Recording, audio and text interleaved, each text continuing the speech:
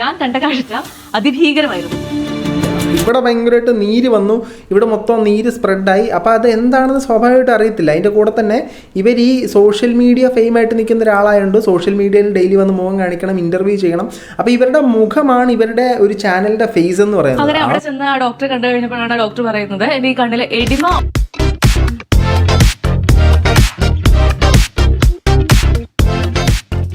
എല്ലാ പ്രിയ സുഹൃത്തുക്കൾക്കും പുതിയൊരു വീഡിയോയിലേക്ക് ഹാർദവമായ സ്വാഗതം. നമ്മുടെ പ്രധാന വിഷയത്തിലേക്ക് കടക്കുന്നതിന് മുമ്പ് എല്ലാ ദിവസവും എല്ലാ വീഡിയോയിലും എല്ലായ്പ്പോഴും പറയുന്ന പോലെ തന്നെ നമ്മുടെ വീഡിയോ കാണുന്ന നിങ്ങൾ ആരെങ്കിലുമൊക്കെ സബ്സ്ക്രൈബ് ചെയ്യാതെയാണ് കണ്ടുകൊണ്ടിരിക്കുന്നതെങ്കിൽ യൂട്യൂബ് ബെല്ലും നോക്കേണ്ട സബ്സ്ക്രൈബ് ബട്ടൺ എവിടെ നോക്കി കണ്ടുപിടിച്ചിട്ട് അതിൽ പ്ലക്കനെ ഒരു ക്ലിക്ക് വെച്ച് കൊടുക്കുക. ഇപ്പോഴും മുന്നോട്ടുള്ളതുള്ളൂ, എനിക്ക് നിങ്ങളുടെ സഹായം കൂടിയേ തീരൂ. അതുകൊണ്ട് സബ്സ്ക്രൈബ് ചെയ്യാതെ 98% ആളുകളാണ് കണ്ടുകൊണ്ടിരിക്കുന്നത്. സബ്സ്ക്രൈബ് ചെയ്യാതെ കാണുന്നവർ സബ്സ്ക്രൈബ് ചെയ്തിട്ട് കാണൂ, സബ്സ്ക്രൈബ് ചെയ്തിട്ടുള്ളവർ വീഡിയോ ഒന്ന് കാണൂ, എന്തെങ്കിലുമൊക്കെ ഒന്ന് ചെയ്യൂ പ്ലീസ്. ഇനി നിങ്ങൾ ഈ വീഡിയോ ഒന്ന് ലൈക്ക് ചെയ്യുക, നേരെ കമൻറ്റ് ബോക്സിലേക്ക് വരിക, എന്തെങ്കിലും ഒരു കമൻറ്റ് ഇടുക, കുറഞ്ഞ പക്ഷേ ഇങ്ങനെ ഒരു ലൈക്ക് കമൻറ്റ് ആയിട്ട് ഇടുക, അല്ലെങ്കിൽ ഒരു ഹാർട്ട് കമൻറ്റ് ആയിട്ട് ഇടുക. നമ്മുടെ ഈ വീഡിയോ റീച്ച് ആകാനായിട്ട് നിങ്ങളുടെ വിലയേറിയ കമൻറ്റുകൾ നമ്മളെ വളരെയധികം സഹായിക്കും. അപ്പോൾ നല്ല മനസ്സിനുടമകളെല്ലാം, സഹായിക്കണമെന്ന് മനസ്സുള്ളവരെല്ലാം, നല്ല വ്യക്തിത്വത്തിനുടമകളെല്ലാം കമൻറ്റ് ബോക്സിൽ വന്നൊരു ചെറിയ കമൻറ്റ് ഇടൂ. നിങ്ങളുടെ കമൻറ്റുകൾ വായിക്കാനും ആ കമൻറ്റുകൾക്കുള്ള മറുപടി തരാനും ഞാനിവിടെ കാത്തിരിക്കുകയാണ് പ്രിയ സുഹൃത്തുക്കളെ. ഇനി കൂടുതൽ ലാഗ് അടുപ്പിച്ച് കുളവാക്കുന്നില്ല, നേരെ നമുക്ക് നമ്മുടെ വിഷയത്തിലേക്ക് കിടക്കാം. നമ്മുടെ വിഷയം എന്ന് പറഞ്ഞു കഴിഞ്ഞാൽ ഒരു ആങ്കർ ഉണ്ടായിരുന്നല്ലോ, വീണ, മറ്റേ ഐസ്ബർഗ് വിത്ത് വീണക്കകത്തൊക്കെ ആങ്കറിങ് ചെയ്തുകൊണ്ടിരുന്ന വീണയുടെ ഒരു ഫോട്ടോ ഞാൻ ഇവിടെ വെക്കാം, അപ്പോൾ നിങ്ങൾക്ക് മനസ്സിലായിരിക്കും. ഈ പുള്ളിക്കാരിയുടെ ബ്ലോഗ് ചാനലിൽ ഒരു വീഡിയോ ഇട്ടു. അതായത് പുള്ളിക്കാരിക്ക് കണ്ണിനൊരു ചെറിയ പ്രശ്നമുണ്ടായി. ആ പ്രശ്നം എന്താണ്, ഏതാണ്, എവിടെയാണ്, എങ്ങനെയാണെന്നൊക്കെയാണ് പറയുന്നത്. ഇതിനോടനുബന്ധിച്ച് എനിക്കും കുറച്ച് കാര്യങ്ങൾ പറയാനുണ്ട്. അപ്പോൾ ആദ്യം നമുക്ക് വീണ പറയുന്നൊന്ന് കേട്ട് നോക്കാം. ഫെബ്രുവരി 10 എനിക്ക് ഗായത്രി സുരേഷിന്റെ ഒരു ഇന്റർവ്യൂ ഉണ്ടായിരുന്നു. അപ്പൊ അത് പാലാരിവട്ടത്തെ അരിപ്പ റെസ്റ്റോറന്റിൽ പോയി ഞാൻ ആ ഇന്റർവ്യൂ എടുക്കുന്നു. വളരെ സന്തോഷകരമായിട്ടുള്ള ഒരു ദിവസം. അപ്പൊ വളരെ നേരത്തെ ആയിരുന്നു ഇന്റർവ്യൂ, ബിക്കോസ് ഗായത്രി വളരെ പങ്ക്ച്വൽ ആയിട്ടുള്ള ആളാണ്. അപ്പൊ വളരെ നേരത്തെ കറക്റ്റ് ടൈമിൽ വന്നു, കറക്റ്റ് ടൈമിൽ ഇന്റർവ്യൂ എടുത്തു, ഞങ്ങൾ ഒരുപാട് ഫോട്ടോ ഒക്കെ എടുത്തു, വളരെ ഹാപ്പി ആയിട്ട് ഞങ്ങൾ പിരിഞ്ഞു. അങ്ങനെ ഈ അതിരാവിലെ എഴുന്നേക്കുന്നത് കൊണ്ട് നമുക്ക് ഒരു ഉറക്കത്തിന്റെ അസ്കിതയൊക്കെ ഉള്ളതുകൊണ്ട് ഞാൻ ഉച്ചയായപ്പോഴത്തേക്ക് വിചാരിച്ചു ഒന്ന് ഫ്ലാറ്റിൽ പോയി കിടന്ന് ഉറങ്ങാം, വൈകുന്നേരം ആകുമ്പോഴത്തേക്കും ഞാനൊന്ന് ഫ്രീ ആവുമല്ലോ, ഫ്രഷ് ആവുമല്ലോ എന്നൊക്കെ വിചാരിച്ചു.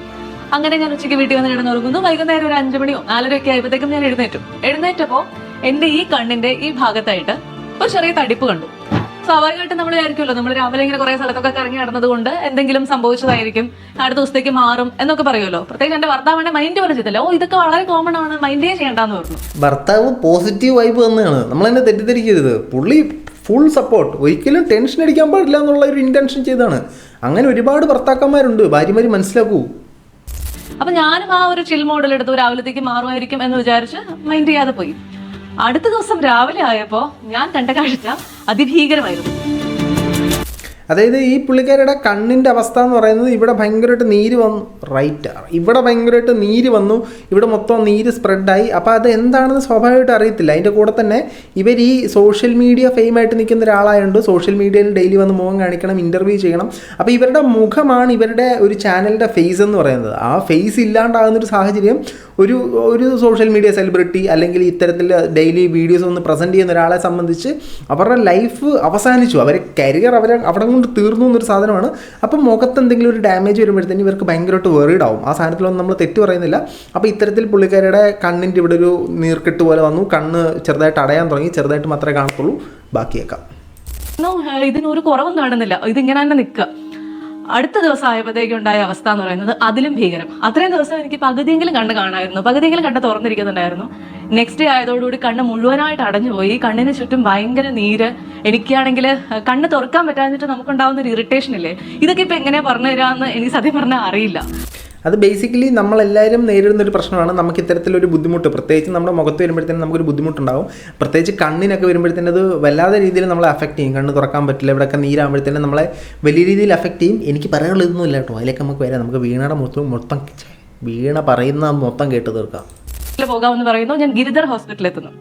അപ്പോഴാണ് ഇതെന്താണ് സംഭവം എന്നുള്ളതിനെ കുറിച്ച് വ്യക്തമായിട്ട് എനിക്ക് മനസ്സിലാവുന്നത്. അതായത് ആദ്യം ഒരു ഹോസ്പിറ്റലിൽ പുള്ളിക്കാരി പോയി. ആ ഹോസ്പിറ്റലിൽ പോയി കഴിഞ്ഞപ്പോഴത്തേനും ഡോക്ടർ പറഞ്ഞ് ഇതന്നെ പ്രശ്നമില്ല, ഇത് നാളെ ആകുമ്പോഴത്തേനും വൈപ്പ് ഔട്ട്, ഫുൾ സെറ്റ്, നിങ്ങൾ പോയി റെസ്റ്റ് എടുക്കൂ, നാളെ ആകുമ്പോഴത്തേനും ഫുൾ സെറ്റ് എന്ന് പറയും. നാളെ ആകുമ്പോഴത്തേനും ഇത് കുറച്ചും കൂടെ ക്രിട്ടിക്കൽ സിറ്റുവേഷനിലേക്ക് പോയി, കുറച്ചും കൂടെ നീര് ബാധിച്ചു, മറ്റേ കണ്ണിലേക്കും കൂടെ ബാധിച്ചു തുടങ്ങി. അങ്ങനെ കണ്ണിൻ്റെ തന്നെ സ്പെഷ്യലിസ്റ്റ് ആയിട്ടുള്ള ഒരു ഡോക്ടറിനെ പോയി കണ്ടു. ആ ഡോക്ടർ പറഞ്ഞു കൊടുത്തത് എന്താണ്, ഇത് ശരിയായ അസുഖം എന്ന് പറഞ്ഞു കൊടുത്തു.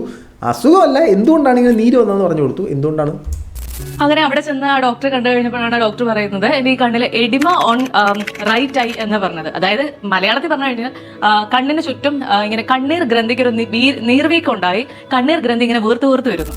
ഇതാണ് സംഭവം, എഡിമ ഓൺ റൈറ്റ് ഐ, ഇതേ എഡുമ ഓൺ ലെഫ്റ്റ് ഐ എനിക്ക് വന്നിട്ടുണ്ട്. അത് ഇതുപോലെ തന്നെ ഇവിടെ ഇങ്ങനെ നീരായി നമുക്ക് ഈ കണ്ണ് അടയ്ക്കാൻ പറ്റാത്ത സാഹചര്യം. ഫോട്ടോ ഒന്നും ഞാൻ റിലീസ് ചെയ്യുന്നില്ല, കാരണം നമ്മൾ ഭയങ്കര സുന്ദരനായിട്ട് നിൽക്കുകയാണല്ലോ. അപ്പോൾ നമ്മുടെ അഗ്ലി ഫേസ് ഒന്നും പുറത്ത് കാണിക്കാൻ പാടില്ലല്ലോ. അതുകൊണ്ട് ഞാൻ ഫോട്ടോസൊന്നും കാണിക്കുന്നില്ല. ബേസിക്കലി ഫോട്ടോസൊന്നും എൻ്റെ കയ്യിലില്ല. നമ്മൾ യൂട്യൂബ് തുടങ്ങിയ സമയത്ത്, യൂട്യൂബിൽ വീഡിയോസ് ഇട്ട് ഇരുന്ന സമയത്ത് നിങ്ങൾ ശ്രദ്ധിച്ചാൽ മതി, ഞാനൊരു കണ്ണാടി കൂളിംഗ് ഗ്ലാസ് ഇട്ടൊരു വീഡിയോ ചെയ്തിട്ടുണ്ടായിരുന്നു. അപ്പോൾ ഞാൻ ഈ ഒരു പ്രത്യേക അവസ്ഥാ സിദ്ധാന്തത്തിലൂടെ പോയി വരികയായിരുന്നു. അതുമാത്രമല്ല, നമ്മുടെ അഖിൽമാരാർ പുള്ളി ഐമാളിൽ മാനേജറായിട്ട് ജോലിക്ക് ചെയ്തിരുന്ന കാലം. അപ്പോൾ അവർ ആ ഷോറൂം തുടങ്ങിയ സമയത്ത് അവിടെ ഇൻ്റർവ്യൂവിന് ആളെ വിളിച്ചു. ഞാനും എൻ്റെ സാൻറ്റോ എന്ന് പറയുന്ന കൂട്ടുകാരനും കൂടെ ഈ ഇൻ്റർവ്യൂവിന് പോകണമെന്ന് പറഞ്ഞ് ഭയങ്കര പ്രിപ്പറേഷനും കാര്യങ്ങളൊക്കെ ചെയ്ത് അതൊക്കെ നമ്മൾ പഠിച്ചു തീർന്ന സമയമാണ്.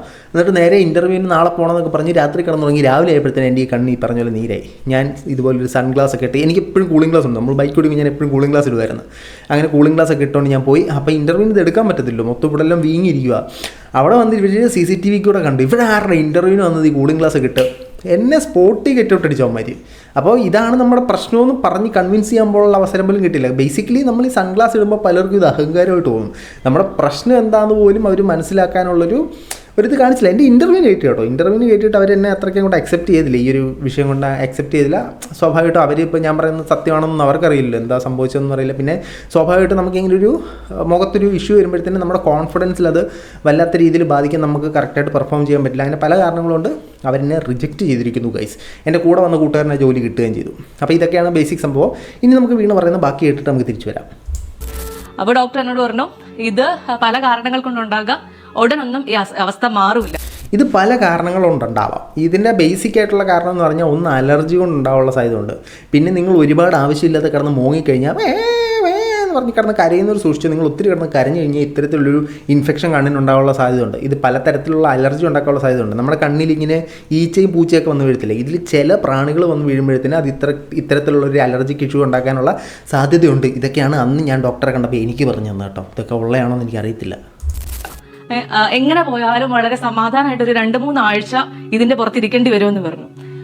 എന്റെ സമാധാനം മുഴുവൻ പോയത് അപ്പോഴാണ്. കാരണം എന്താ വെച്ചാൽ നമ്മളുടെ പ്രൊഫഷൻ ഇതായതുകൊണ്ട് തന്നെ നമ്മൾ ഒരുപാട് കമ്മിറ്റ്മെന്റുകൾ ആ സമയത്തേക്ക് എടുത്തു വെച്ചിട്ടുണ്ടായിരുന്നു. ഒരുപാട് ഇന്റർവ്യൂസ് നടക്കുന്നു. അതുപോലെ ആ പൈസേഹോ എന്ന് പറഞ്ഞ ഒരു സിനിമയിൽ ഞാൻ അഭിനയിച്ചിട്ടുണ്ടായിരുന്നു. അപ്പോൾ ആ സിനിമയുടെ പ്രൊമോഷൻസ് നടക്കുന്നു, നമ്മൾ കമ്മിറ്റ് ചെയ്തിട്ടുള്ള ഫംഗ്ഷനുകൾ നടക്കുന്നു, ഇതെല്ലാം മുന്നിൽ നിൽക്കുകയാണ്. ഇത് 1 ദിവസം 2 ദിവസം 3 ദിവസം നമ്മുടെ എല്ലാ വർക്കുകളും പെൻഡിങ് ആവുന്നു.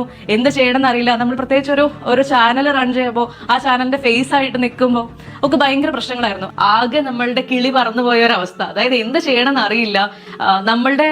എനിക്ക് എന്നെ കണ്ണാടിയിൽ നോക്കാൻ പറ്റുന്നില്ല. കാരണം എന്നെ കണ്ണാടി കാണുമ്പോൾ എനിക്ക് കരച്ചിൽ വരിക. ഈ പറഞ്ഞ സാധനം ഭയങ്കര ബുദ്ധിമുട്ടാണ് കേട്ടോ. നമ്മുടെ കോൺഫിഡൻസിനെ അത് ഭയങ്കരമായിട്ട് സ്വാധീനിക്കുന്നൊരു സാധനമാണ്. ഈ പറഞ്ഞ നമ്മുടെ മുഖത്ത് എന്തെങ്കിലും പറ്റുക, ഈ കണ്ണ് നീര് വരിക എന്നൊക്കെ പറഞ്ഞ സാധനം. പ്രത്യേകിച്ച് ഇവരെ പോലുള്ള ആളുകൾ സോഷ്യൽ മീഡിയയുടെ ഒരു ഫേസ് ആയിട്ട് നിൽക്കുമ്പോഴത്തേനും ഇവരത് വലിയ രീതിയിൽ അഫക്റ്റ് ചെയ്യും. ഇനി ഞാൻ ഈ ടോപ്പിക് എടുക്കാനുണ്ടായ കാരണത്തിലേക്ക് നമുക്ക് വരികയാണെങ്കിൽ, ഈ പ്രശ്നം നമ്മുടെ നാട്ടിൽ ഒരുപാട് ആളുകൾക്കുണ്ട്. ഒരുപാട് പേര് ഇതാണ് പ്രശ്നമെന്ന് അറിയത്തില്ല, 2 ദിവസം നീര് വരും മാറും, നമ്മളിത് ബേസിക്കലി അറിയത്തില്ല. പുള്ളിക്കാരുടെ കമൻറ്റ് ബോക്സിലേക്ക് തന്നെ നമ്മൾ പോയി കഴിഞ്ഞ് കഴിഞ്ഞാൽ 1-2 കമൻറ്റുകൾ ഞാൻ കണ്ടിട്ടുണ്ടായിരുന്നു. അതിലൊരു കമൻറ്റ് എന്ന് പറഞ്ഞാൽ, right now I am facing the same issue. നിലവിൽ ഞാൻ ഇതേ ഇഷ്യൂ ഫേസ് ചെയ്തുകൊണ്ടിരിക്കുകയാണ്. But I can't step out of work. എനിക്ക് ജോലിയിൽ നിന്നും വിട്ടു നിൽക്കാൻ സാധിക്കില്ല. ഇതേ അവസ്ഥ ഞാൻ ഫേസ് ചെയ്തിട്ടുണ്ട് കേട്ടോ. As a salesperson working at healthcare I have to visit many customers every day. ഞാനൊരു സെയിൽസ് മേഖലയിൽ ജോലി ചെയ്യുന്ന ആളായതുകൊണ്ട് എനിക്ക് പല ആളുകളെയും എല്ലാ ദിവസവും കാണേണ്ടി വരും. ഞാനും സെയിൽസ് മേഖലയിലായിരുന്നു കേട്ടോ. But I am managing with covering my face with my hair and wearing glasses etcetera. ഞാൻ എൻ്റെ മുഖം മുടിയിട്ടും മറ്റേ കണ്ണട വെച്ചുമൊക്കെ മറച്ചാണ് ആൾക്കാരുടെ മുമ്പിൽ പൊക്കൊണ്ടിരുന്നത്. Seeing this video on right time given me more courage to go head. Thank you. ഈ വീഡിയോ കാണുന്നതുകൊണ്ട് എനിക്ക് മുമ്പോട്ട് പോകാനുള്ള വലിയൊരു ആവേശം ലഭിച്ചു എന്നാണ് പുള്ളിക്കാരി പറയുന്നത്. എത്രയും പെട്ടെന്ന് നിങ്ങളുടെ പ്രശ്നം തീരട്ടെ, ഇത് പെട്ടെന്ന് മാറും കേട്ടോ, ഒത്തിരി ടെൻഷൻ അടിക്കേണ്ട കാര്യമൊന്നുമില്ല. ഇനി അടുത്തത്, I can understand your feelings. എനിക്കും ഈ സെയിം അവസ്ഥ ഉണ്ടായിട്ടുണ്ട്. ഇതിനേക്കാൾ ബാഡായിരുന്നു സിറ്റുവേഷൻ. സൈസ് മാത്രമല്ല, ഫേസ് ഫുൾ ഈ കോലമായി. എനിക്ക് തന്നെ ഇത് ആരാന്ന് തോന്നുമായിരുന്നു മിറർ നോക്കുമ്പോൾ. രസം എന്താണെന്ന് വെച്ചാൽ, എൻ്റെ മാരേജിന് 4-5 വീക്സ് കൂടെ ഉണ്ടായിരുന്നപ്പോൾ, മാരേജിന് 4-5 ആഴ്ച കൂടെ ഉണ്ടായിരുന്നപ്പോഴാണ് ഈ പ്രശ്നം വന്നതെന്ന്. അന്ന് ഞാൻ ഫേസ് ചെയ്ത ടെൻഷൻ ഇപ്പോഴും ഓർക്കുമ്പോൾ പേടി സ്വപ്നം പോലെയാണ്. നമ്മുടെ ലൈഫിൽ ഒരുപാട് പ്രഷ്യസ് ടൈമല്ലേ മാരേജ് ഡേയ്സ്. അപ്പോൾ മാരേജിനും എൻ്റെ ഫേസ് ഇങ്ങനെ ആയിരിക്കുമോ എന്നൊരു സങ്കടം. ബൈ ഗോഡ്സ് ഗ്രേസ് 2 വീക്സ് ആയപ്പോഴത്തേനും കംപ്ലീറ്റ് ആയിട്ട് ഓക്കെ ആയി. ആൻഡ് എനിക്ക് ആ ടൈം എൻ്റെ ഉമ്മയും ആൻഡ് എനിക്ക് ആ ടൈമിൽ എൻ്റെ ഉമ്മയും വുഡ് പ്ലീസ് ബി യാം ആൻഡ് സ്ട്രോങ്. ഈ വയ്യം എന്തുവാ? അപ്പോൾ നമ്മൾ ബേസിക്കായിട്ട് പറഞ്ഞത് ഇതുപോലത്തെ അനുഭവം ഒരുപാട് ആളുകൾക്ക് വരുന്നുണ്ട്.